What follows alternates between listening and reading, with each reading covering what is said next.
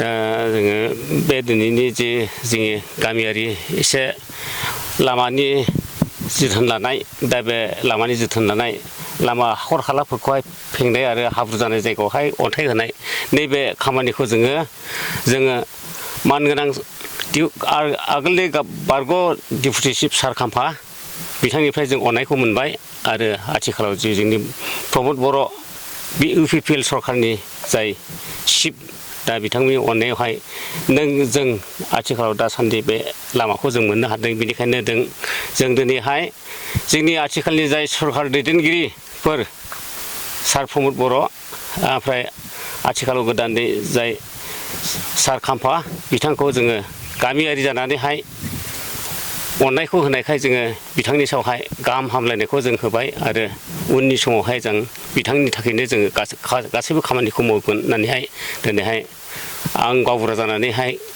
बेखौनो फोरमायथिनाय थाबाय साबायखर। गोबावनिफ्राय बेबायदि नोंथांमोना गाज्रि थासारिजों बे लामायाव भुगिनांनानै दंमोन।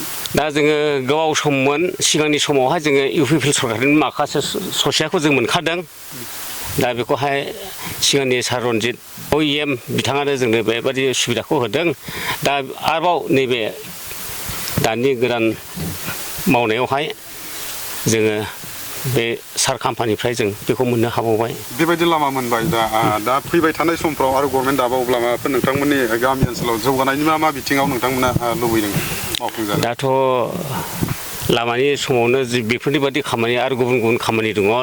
दा उननि सरकारावहाय जुदि सरकार फैबावोब्ला जोंहा गोबां बेबादिनो जौगाथायनि सिमां दङ जोंहाबो गामियावहाय।